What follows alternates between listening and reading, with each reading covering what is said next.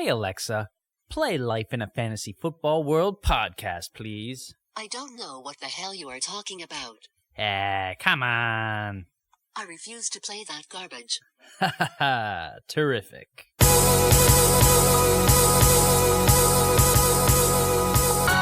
Welcome, one and all. Life in a fantasy football world.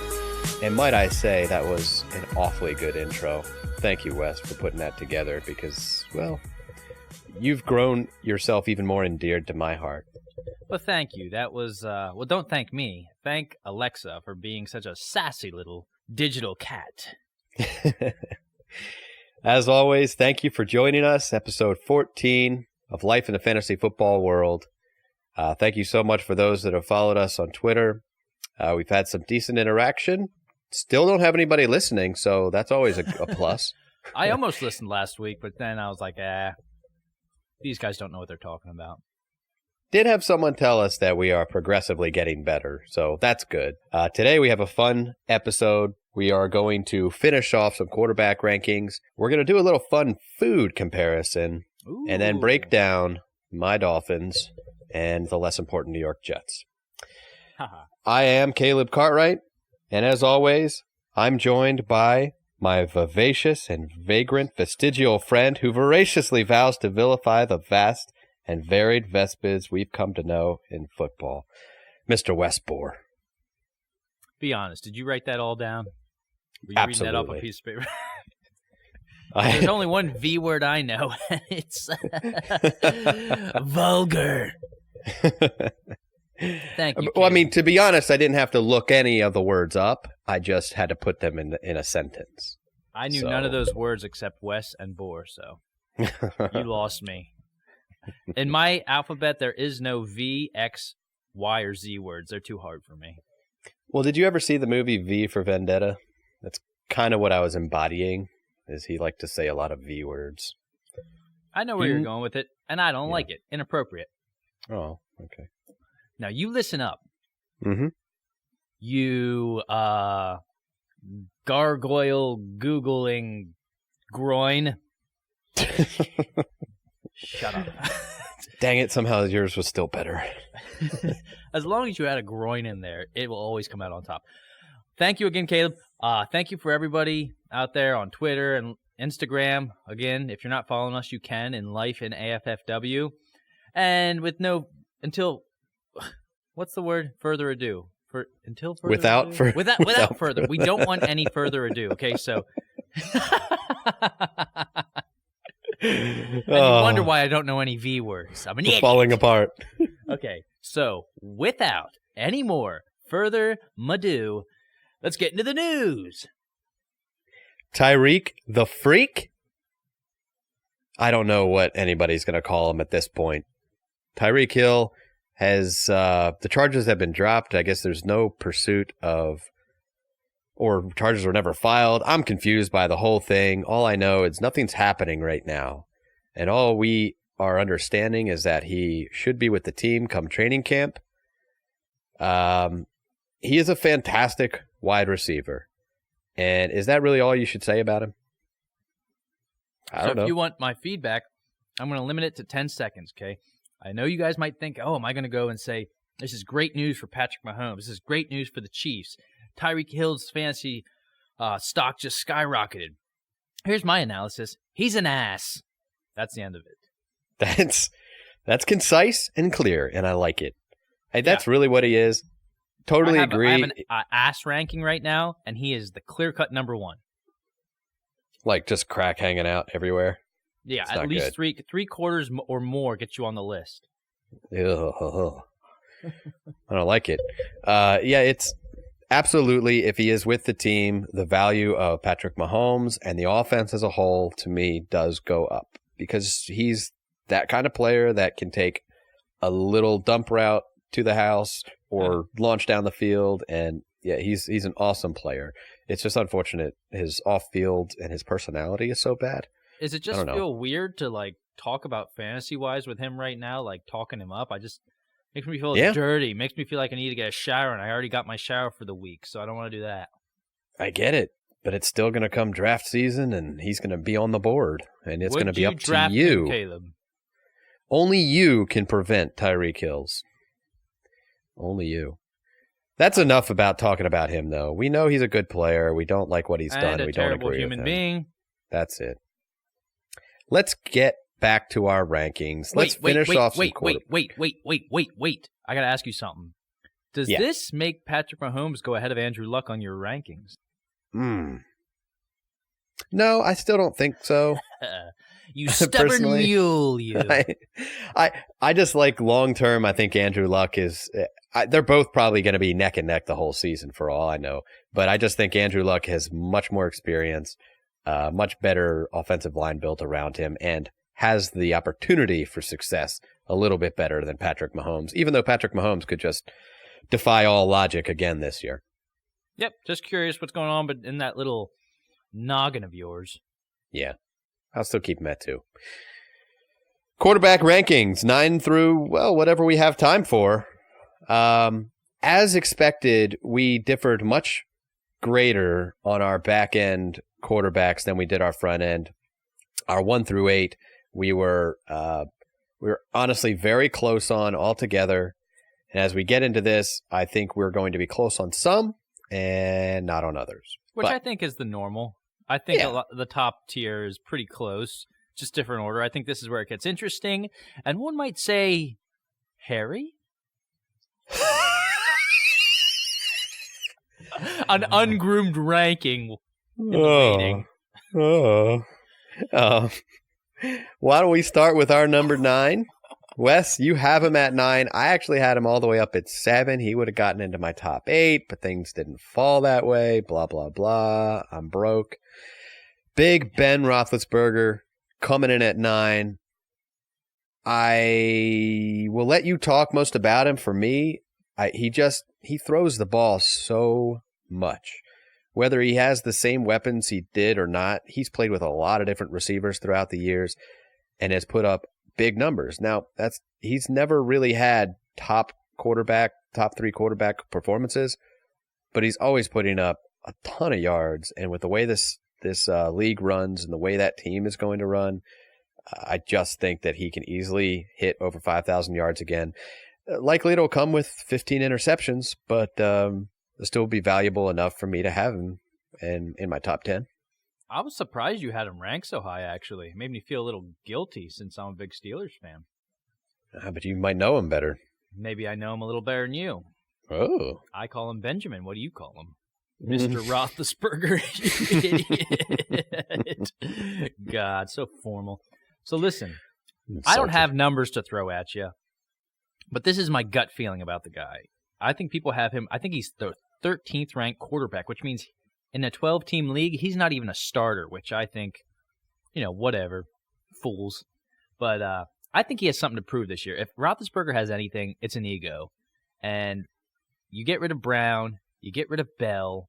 I think he is going to go out there and want to show everyone he's what made that trio tick, With no Brown and no Bell, he's going to say, hey, look, it wasn't them, it was me. Also, I think the Antonio Brown departure is a little overstated because I noticed with Antonio Brown on the team, man, he would force it to Brown. There would be guys wide open, and he would just force it to Brown to keep that little nut job's mouth shut. So I feel like the offense might be a little more wide open. I think he might be a little more relaxed. And when he's being drafted after Jameis Winston and Cam Newton, I think that with those injuries and Winston's inconsistency, I think Roethlisberger could be a steal if you get him as your backup or a low-end number 1. I think he could end the season as a top 5 possibly. Yeah, I agree. I think he's, at least right now, you can get him back in those little sweet late rounds that I love to grab a quarterback. Sweet late rounds. Which is why, he may end up being my quarterback in a lot of leagues this year. Not if I have anything to do with it. My only counter to the whole forcing it to Antonio Brown is maybe he just knows that Antonio Brown was so good he would actually catch the ball. Well, that's the thing, Caleb, is I know you're a Dolphins fan, so you don't tune into many Steelers games, but watching the whole season, he forced the ball to Antonio Brown. It wasn't even close. I feel like he's going to feel that pressure off of him to you got to feed Antonio Brown or else he's going to throw a fit, and just be able to open it up a little more, go through his reads rather than just chuck it at Antonio Brown. I could be wrong. I probably am, but that's my take. So take it up your nose with a rubber hose. I'm just kind of excited to the Steelers to have a year where they have no drama going on. I know. It awesome. looks like it's building up that way anyway. Number 10, Wes. What do you got on Mr. Drew Brees? Mr. Drew Brees. He's getting old, man. He's falling. He is falling. Possibly the all-time greatest fantasy football quarterback if you go over his career, but he's getting to be an old man. Don't expect any of those big, huge stats back in the day when you were taking him in the first or second round. Last year, he had the lowest amount of passing attempts, since 2004. Now, in fantasy, that sucks. In real life, that's great, but that is the downside of having an improved defense and an improved running game.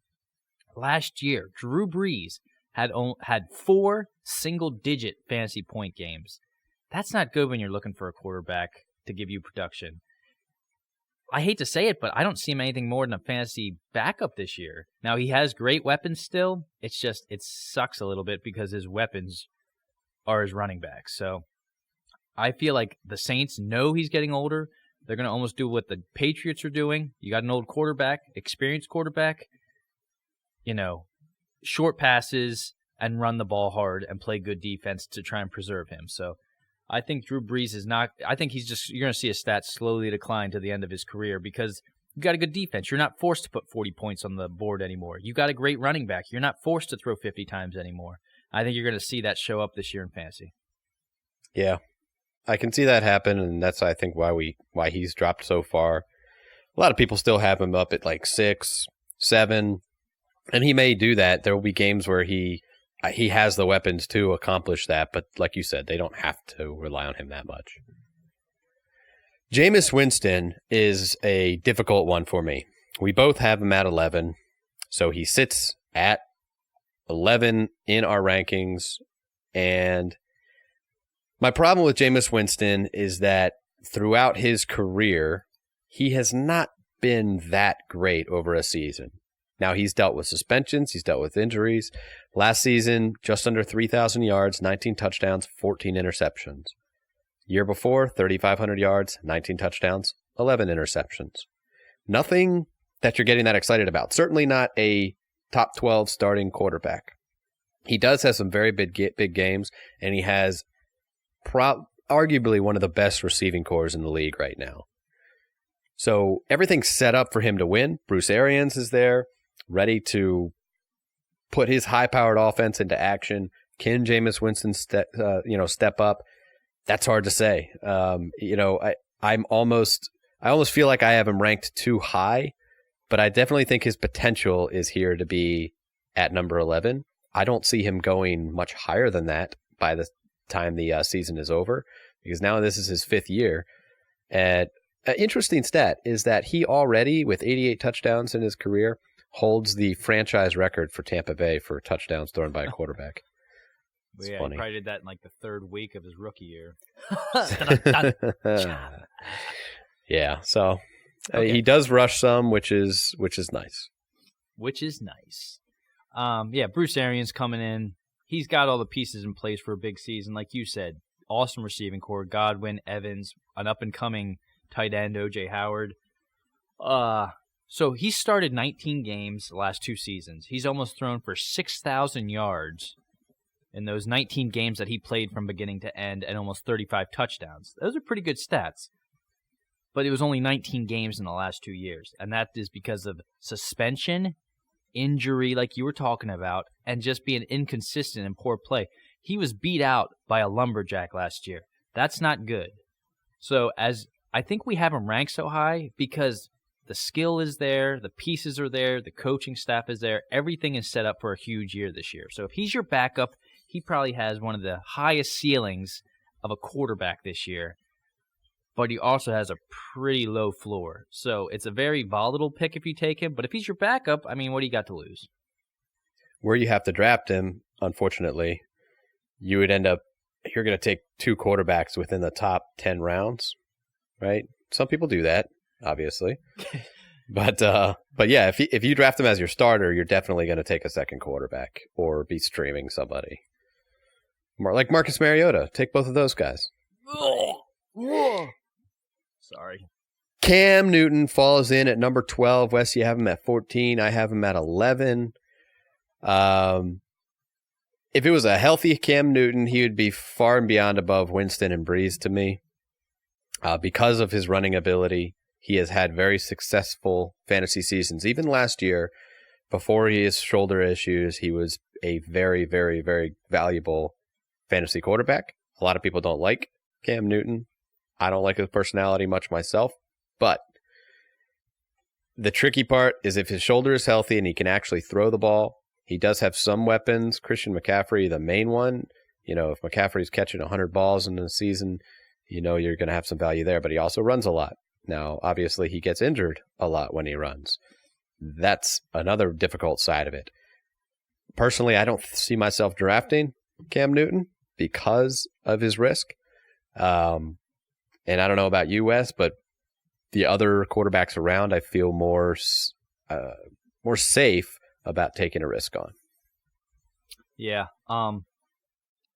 Cam Newton, like you said, he probably has some of the best set of weapons he's had in a long time. DJ Moore, up and coming for sure. Best receiving back in the NFL, probably. Olsen, Curtis Samuel. He's got the weapons there. The thing that makes him such a valuable quarterback that if he could stay healthy, could put him in the top 3, maybe even a dark horse for the top quarterback in fantasy, his rushing ability, man. He runs. He always is getting touchdowns. That's huge. I have 3 good reasons why I'd avoid him, though.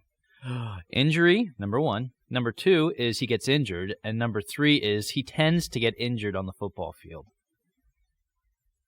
And those are my 3 big points. Also, he checks out sometimes. Yeah. I think that's kind of annoying. If he's getting down, don't expect him to start throwing the ball downfield to try and get back in the game. He just checks out and starts pouting.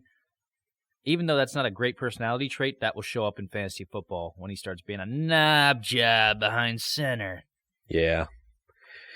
That's always tricky because you having quarterbacks like Andrew Luck, Patrick Mahomes, Brett Favre, players that love to play football, and they want to win so bad and play football so bad that they just give every ounce of effort every single play. Cam Newton is not that way. He is going to fail you, unfortunately. Now move on to another guy. Derek Carr, number 13. Somehow, Wes, you got him above me. You have him at 13. I have him at 14. I thought I was the excited one for Derek Carr. Why do you like Derek Carr so much? You were wrong. I was. This is Derek Carr's make or break season, okay? First year with John Gruden, that wasn't that great. I feel like he's on a very short leash. I feel like John Gruden is looking for a reason to get rid of him. But this guy is in potentially one of the best situations out there. He has nothing to lose, really. He has the best weapon set he's had since he came into the league. Antonio Brown came in, Tyrell Williams, J.J. Nelson. They used a first-round pick on Josh Jacobs. The only thing I don't like is during his 5 years, even the best of his years, he never finished better than 14 overall.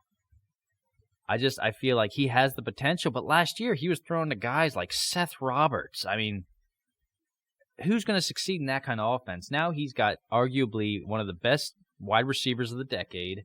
He has a great deep threat, and he's got a very versatile running back. So I feel like I lied. Jameis Winston does not have the highest ceiling. It's Derek Carr, because Derek Carr has all the weapons in the world for this man. So yeah.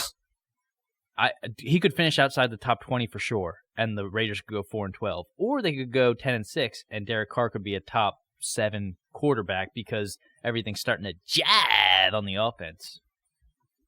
But that's why I love Derek Carr so much is that you can get him so cheap. You're not investing high draft capital, or he might even go undrafted for all I know in a lot of leagues, because we have him higher than most experts, excuse me, that have done the rankings. I don't know what that says about us. A lot. But because you can get him so cheap and the potential of him destroying this year, I mean, even if he has his best season ever and he finishes at a 12 and you draft him back at quarterback 18 or 20, you're still getting a really good value in Derek Carr, I think. Where is he? He's being his ADP for quarterbacks like 23. It's something ridiculous. Yeah, it's way back. That's what I'm saying. I think a lot of people are sleeping on him. I understand. Well, wake up. But he still had 4,000 yards last season, 19 touchdowns, 10 interceptions. He's better than Jameis Winston. I'm not saying much, but yeah, that's Carr. You have here, quarterback consensus 25. Yeah. Now you're saying that he's only better than 7 quarterbacks in the NFL. I mean, Kyler Murray's ranked higher than him. Well, Kyler Murray hasn't thrown a pass in the NFL. Derek Carr has Caleb Cartwright's team written all over it, if I'm being honest with you. It does. I can get him so late. You mean the winning team? Number 14. Yay. This is our greatest disparity. Carson Wentz. Despair. Nobody get mad at me. Those Philadelphia Eagle fans that are listening, don't get mad at me. I have him back at 17. Wes, you have him all the way up at 10. Why do you like Carson Wentz? Okay, at man. 10? Let me just hit you with some knowledge, okay? I cannot shake the memories of that 2017 season. This guy has the potential to be one of the best quarterbacks in our league. Injuries, man. Injuries. He's been dealing with them since he came into the league. If he can just stay healthy, he is going to be a top 5 quarterback. He should have won the MVP. Let's be honest. If he didn't get hurt and played the last couple games, he'd have been the 2017 MVP. Yeah. But everyone had to make the golden boy an MVP for having a mediocre season. He threw 33 touchdowns and 7 picks in only 13 games. He was awesome. Lots of talent there, okay? I think a very underrated signing of Deshaun Jackson is going to be huge for them. They spent a second-round pick on J.J. Whiteside out of Stanford, I believe.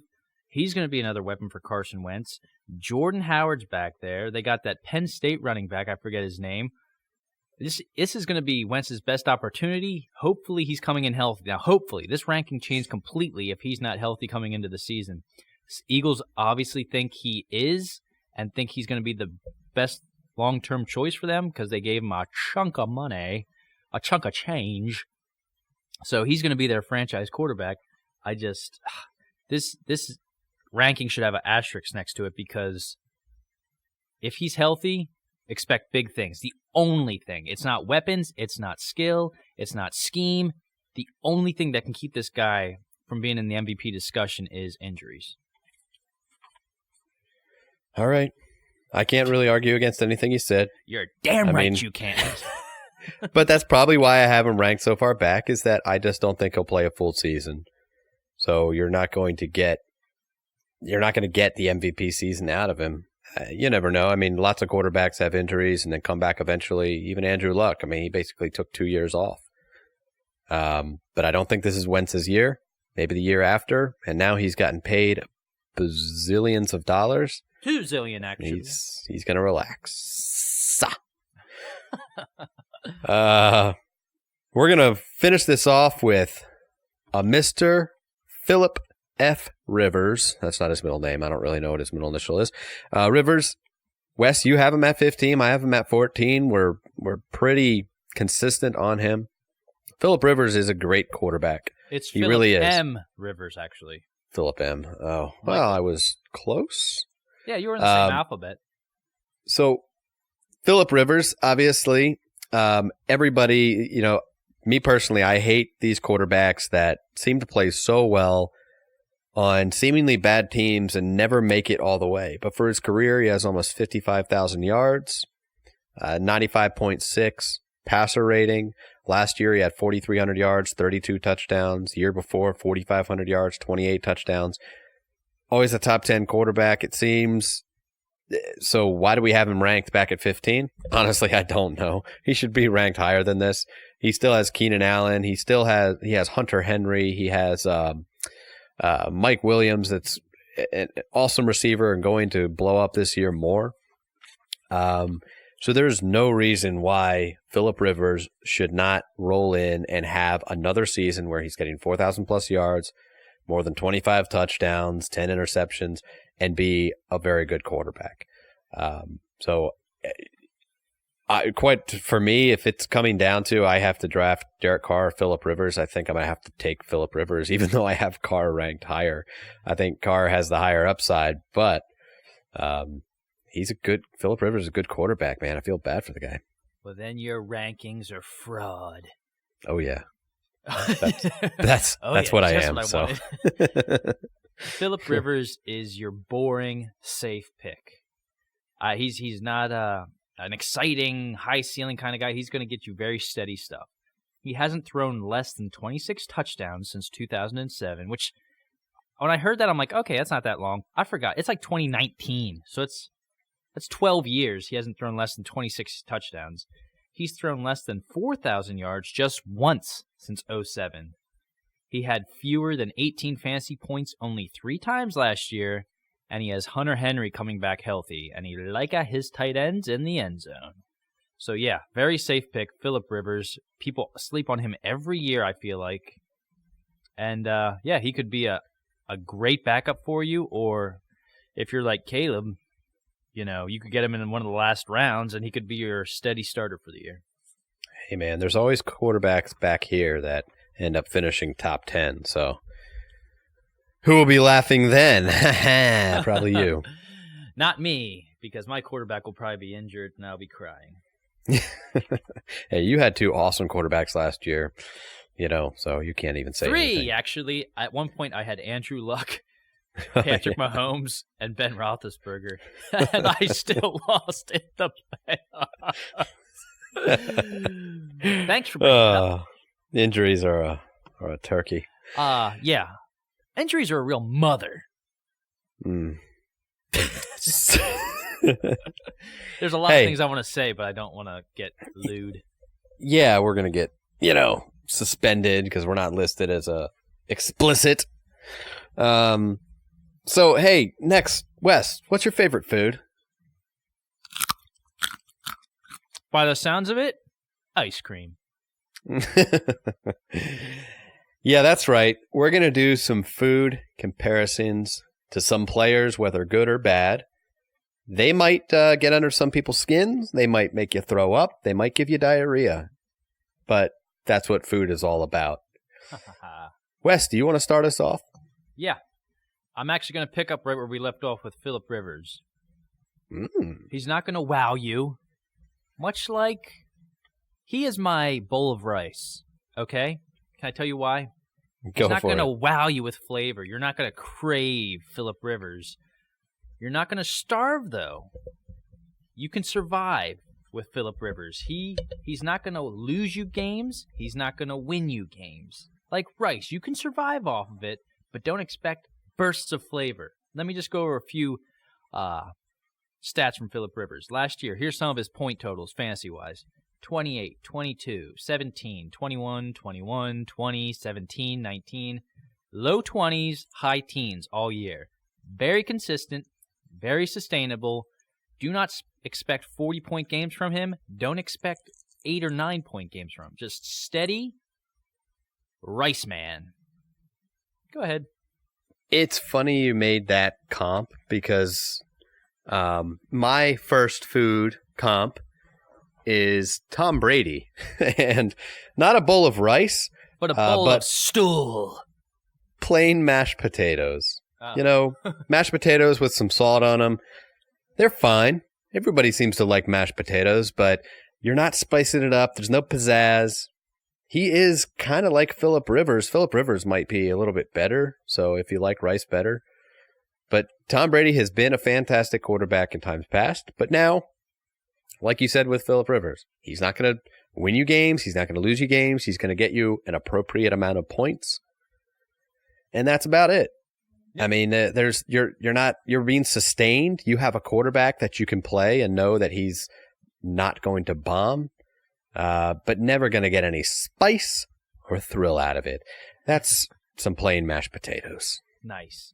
Now we're going to keep this thing moving. Caleb, I don't know about you, but on a hot summer day, nothing is more delicious than the perfect watermelon. Can you concur? Great. I concur. So, when you get a watermelon, it is totally a grab bag. Okay, you come home, you cut that watermelon, that first bite, you don't know what you're going to get. If it's perfect, oh man, the watermelon's gone. It's the best thing ever. But sometimes you get a dud of a watermelon, and it pisses you off because I know it does me. I spent $5, $6 on a freaking watermelon that tastes like water. Melon. Cam Newton. When you get his dud games, it ticks you off so much because he's your starting quarterback. You probably spent a higher pick on him. But when you get the right game with Cam Newton, when you get that game where he rushes, he's healthy, he's throwing the ball, it is the best thing in the world. He can win you games by himself. He had games last year of 17 points, 18 points, 10 points, 4 points, those flavorless watermelons. But then you pick the right one at the grocery store, Caleb. You walk down the aisle of Walmart, one of the watermelons sung to you, opened it up, and you had 33 points, 33 points, 31 points, 29 points. And you probably won that week. So Cam Newton is my watermelon man. So this next one is going to be a little, I'm not so sure. Tyreek Hill is like eating children. I'm just kidding. Is like a gallon of ice cream. All right. That's what Tyreek Hill is like. Because your favorite ice cream, you love it. It's delicious. It's amazing. But if you get a gallon of ice cream and you eat the whole thing, you know it's bad for you. You know you've just done a wrong thing, even though it's so sweet and tasty going down. Suddenly he's getting you a ton of points and you're so happy, but you're starting to get fat. You can feel it around the edges. You're starting to get a bit of a sugar crash, and he will give you some bad games. At the same time, you know what you've done. You just ate a whole gallon of ice cream. That's Tyreek Hill. If you draft him, you know what you've done. You know what you've done, and this just in, you're lactose intolerant. So have fun with your stools. Okay, my last one I have here. Okay. See if you can follow me on this, okay? You know what I like, Caleb? A thick, loaded taco salad. What do you have on a taco salad? You have meat. You have sour cream, salsa, cheese, tortilla chips. Not really great for you. But you still have people. But you still have people out there saying, "Hey, it is a salad, so it's like it's not bad for you." I give you making me hungry. Taco salad, Leonard Fournette. Okay, let's go over the ingredients for Leonard Fournette. Never played 16 games. A little dash of never averaged 4 yards a carry.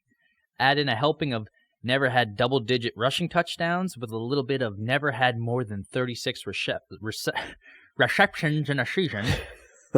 And he never had more than one receiving touchdown. Okay, so on there, that looks pretty unhealthy. But you're still going to have people that say, hey, I want to draft him early in the third round. Hey, he was the number 4 overall pick in the NFL draft. Hey, he's the clear number 1 on a running team. And you will lie to yourself until you are on tears in the proverbial toilet because you downed that taco salad so early when you could have had something better. I like these food takes. I'm getting hungry. I'm glad it's lunchtime. I was going to say, let's not do this around lunchtime, man. I like that segment. That was fun. I like the comp. I'm like, where's he going with a taco salad? Because I kind of like a taco salad right now. I know. But I don't want Leonard Fournette. Ugh, you put me in a bad spot. You will never have a taco salad again, Caleb, without thinking about his bald head. All right, man. Let's move on. We're going to spend a few minutes on a couple of football teams neither of us like at all. We're doing good on time, man. We're doing good on time. We got this, man. Let's start with my beloved, well, I don't know about beloved, Miami Dolphins. Here we are again if it's okay, I'll take this one to start, and then you can comment. Take it. All right. Take it. So Miami Dolphins have basically brought in every possible coach that was willing to come from the New England Patriots, which in history has not turned out well for teams when they're making coaching regime changes. But Brian Flores is a defensive-minded coach, which I think it's very important to have a defensive-minded coach because defense really sets you up for success. They did bring in some seasoned coaches like former Colts and Lions coach Jim Caldwell as assistants, which I also like because now they're trying to groom these young head coaches by bringing in some veteran talent to help them get them along. So you have some options here. Now, the Dolphins as a whole have had weird kinds of success, unfortunately wasting talent in years past with other coaches that we'll talk about here in a minute. But they've never had anybody fantasy-wise more than one player that you've been looking at drafting for a very long time. And I don't think this year is going to be any different because now you have, they made a trade at the draft to get Josh Rosen.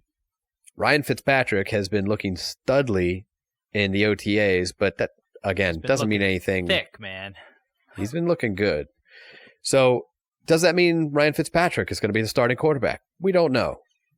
You still have Josh Rosen, who was a first-round pick last year that they got in a trade for nothing, for a steal. But if Ryan Fitzpatrick is the quarterback, suddenly you have tremendous value in Kenny Stills, Devontae Parker, Albert Wilson. Really, all their wide receivers are going to look like studs because you know what happened last year in the first 3 games of the season.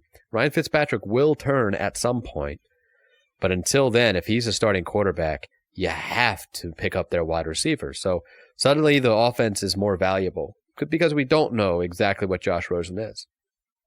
We also know how much we like Kenyon Drake.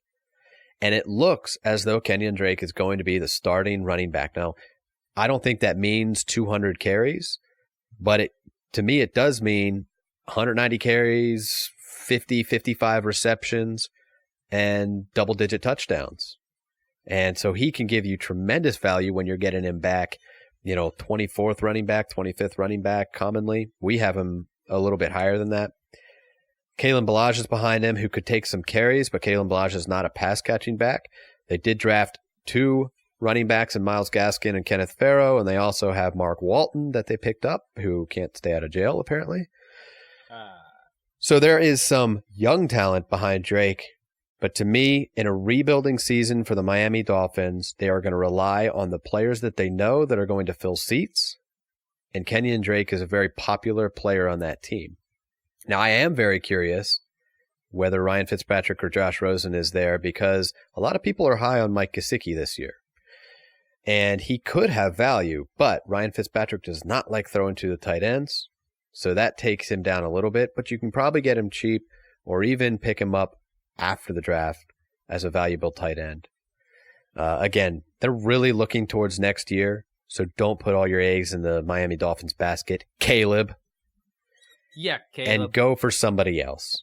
That's all I have to say on the Miami Dolphins, and I will not watch a single game this year. Go. Terrific. All right. So, I'm just trying to get my notes here. That's all that needs to be said. You hit the main points. Yeah, Ryan Fitzpatrick came in here originally just to be a bridge between now and Tua from Alabama. Yep. They also re-signed Devontae Parker. They just cannot let the guy go.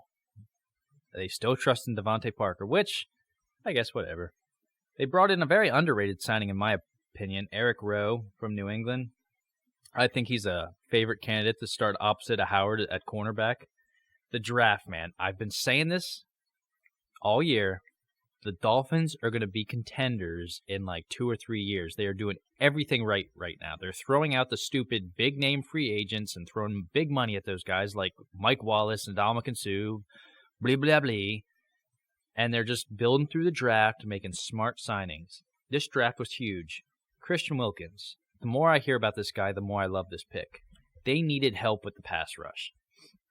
They lost some guys like Cameron Wake, Robert Quinn. Wilkins lined up just about everywhere on Clemson's line last year. He's a good guy, man, on the field. He's a great guy off the field. So you got a character guy in your locker room. Then their second-round pick was essentially last year's 10th overall pick, which is such a low-risk and high-reward scenario with Josh Rosen. And then I'm just going to go over one more pick, their third-round pick, Michael Dieter.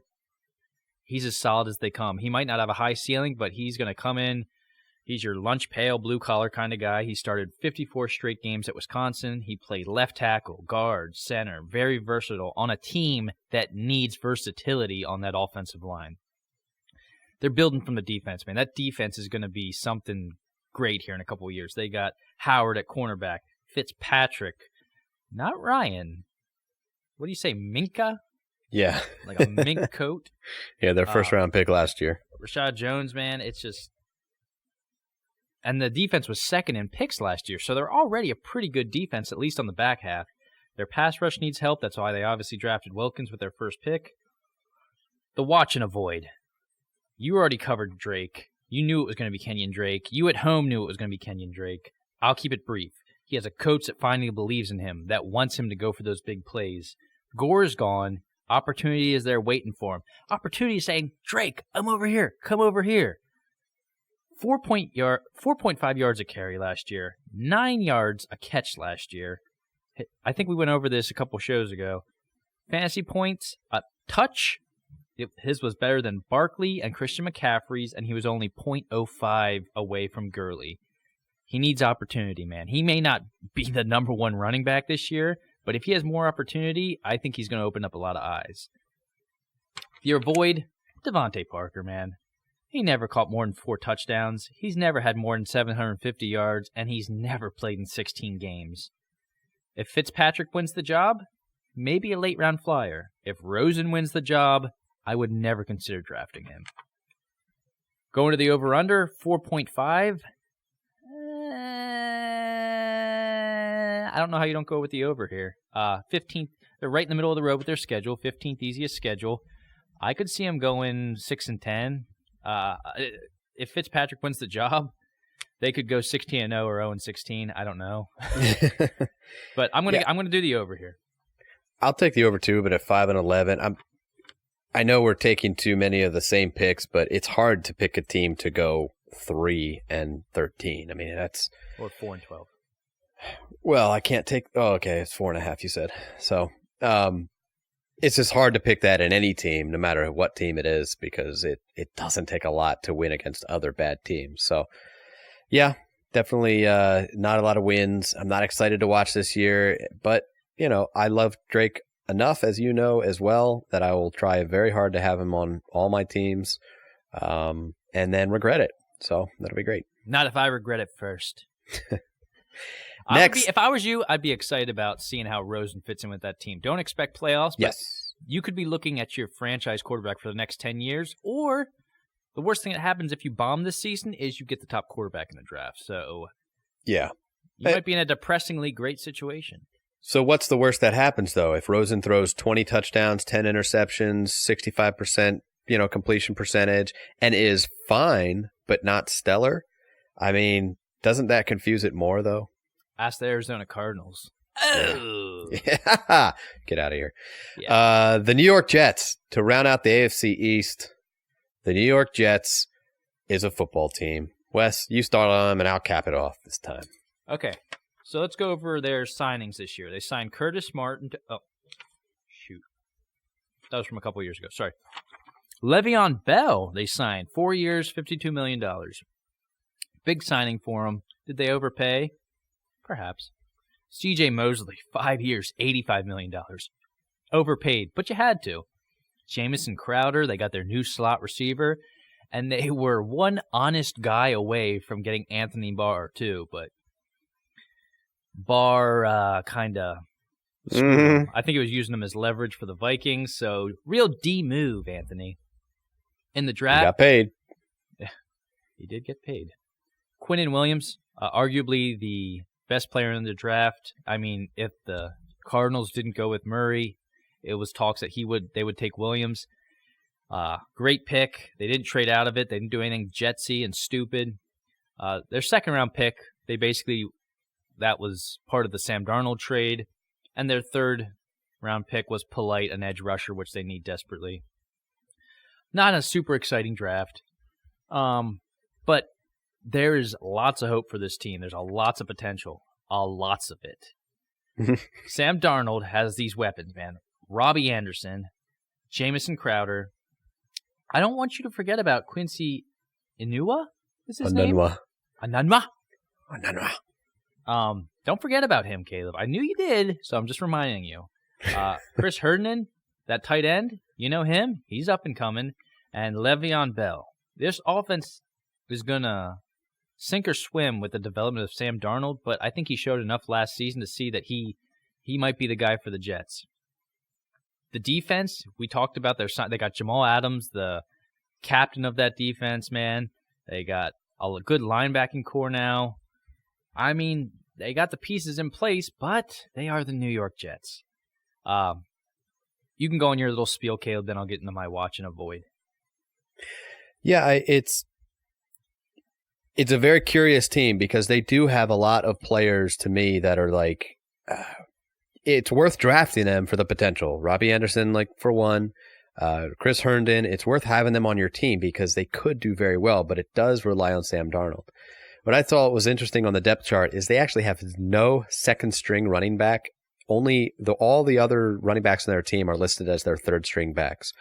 That's how clear Le'Veon Bell has a hold on this backfield. If Le'Veon Bell gets hurt, Le'Veon Bell's coming in. Yeah, that's pretty much the way it's listed. To me, this means there are a lot of Le'Veon Bell doubters out there. I understand. But he is clearly going to be the workhorse back and the first and second target in that backfield, as well as for Sam Darnold to dump off to, because Le'Veon Bell is a very talented player. So I can't, even if you don't have him ranked in your top 10 running backs or anything like that, you can't not want to have Le'Veon Bell on your team. If he's healthy and playing, he is going to get a huge workload. I would venture to say that he will have the most touches of any running back this year. Ooh, I'm going to say that. Hot take alert. More so than McCaffrey, more so than Elliott, that Le'Veon Bell will have more touches than any other running back this year. You're burning me alive over here, Caleb. Enough with it already. That's all I got. Go ahead. Okay. I want you to watch somebody, okay? Put your spectacles on. Robbie Anderson. Talked about him a little couple eps ago. Sam Darnold's emergence. Le'Veon Bell's there, keeping defenses honest. You got Crowder and then soaking up the defense over the middle. You got a team full of slot receivers, basically, and you got a clear number one in Robbie Anderson. We saw what he did last year in the fantasy playoffs and championship. He won people leagues.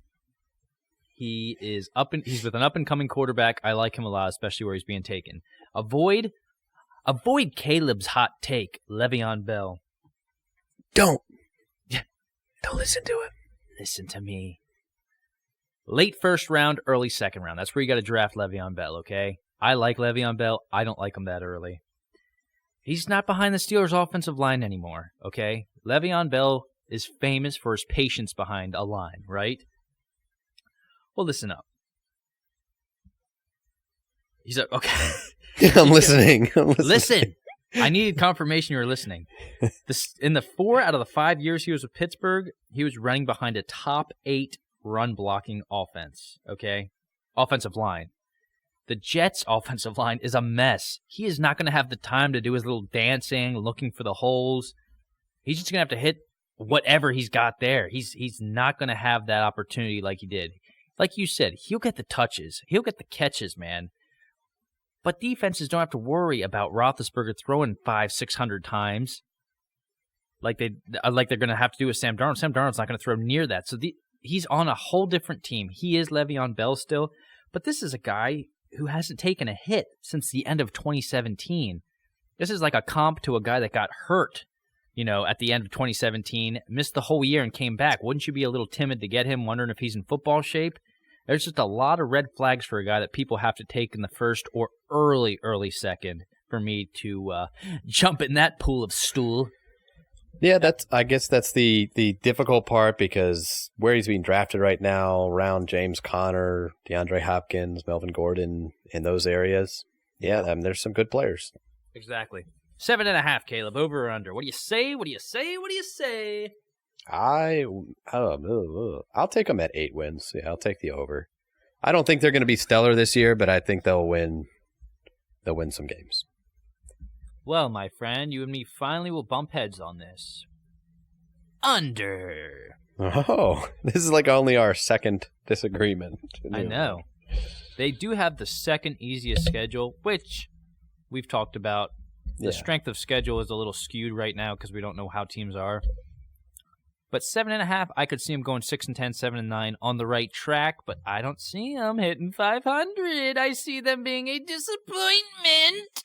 All right. Well, if you're taking the under, you got to take 6 then, right? No, it's you can't take 7. It's 7.5. Do you know betting? I hate these. Caleb? I hate these half point things, though. You can't win 7.5 games. You can win 7. You can win 8, but you can't win half a game. Exactly. Fool. So the line should be at 7 then. No, because it's basically saying 8 or 7. Which way are you going? You know what I'm saying? Do you understand? Yeah, I get it. You don't get it. That's a lie. It's a bold-faced lie to the audience. I get it. All right. I get it. The line is 7.3.5. All right. Well, let's move on. That was our evaluations of Dolphins and Jets. We're pretty much at the end of it. Wes, do you have anything else you want to wrap? I have one. This isn't an official segment, but I do like to pick your brain a little bit. I was thinking the other day while I was on the clock at work, what would I rather do? Would I be more apt to live in the ocean? Well, not live in the ocean, but be able to go and breathe underwater like Aquaman? Have the ocean at my disposal? Or would I like to fly around like Superman? And it had me thinking, one of the very important questions of life. I was curious on your take, Caleb. My answer to the what superpower would I like is almost always fly. But then when I started thinking about if I could just live in the ocean underwater, I can avoid all the other human beings and human contact and human interaction. That sounded really appealing to me. Right? I can just float in the ocean. It's beautiful down there. It's quiet. Yeah, sure, there's some animals, but I can chill with them. They can be my buds. Mm-hmm. If I'm flying around like Superman, everybody's always going to want help. They're always, I'm dying. My house is burning down and my cat's in. Shut up. Yeah, get out of here. So the negative side of me says, let's go float in the ocean and just chill. Yeah. I'm a big ocean guy. Love the beach, man. I would love to fly. It'd be quite the thrill for me, but you know what? I've been in an airplane before. It's okay. Underwater, dude, I love the ocean. I love the fishies. Just chilling out, like you said, avoiding all the jerks in the world. I could bring my microphone down there. We could still do the podcast. I would just be down there inside. I would literally go inside the Titanic into one of their rooms and then do the podcast from there. What a draw that would be. Oh, man. Hopefully it's not all full of water. It's just going to be like... Have you even seen Aquaman, you fool? They can talk just fine. I actually haven't. So okay, well, spoiler, they can talk in it. The whole movie. That's the whole movie. Can they or can't they? The whole time. That's all I wondered. You can just tell when they're arguing because it sounds like angry gurgling. I can't gurgle. Hey, that's it. That's episode 14. We did good. Just over 50 minutes. We hit that sweet spot, peeps.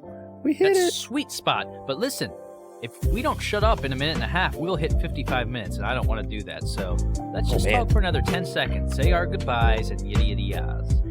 All right, goodbye, everybody. Thank you. Leave a review. Subscribe. You know what to do. Bye. Bye.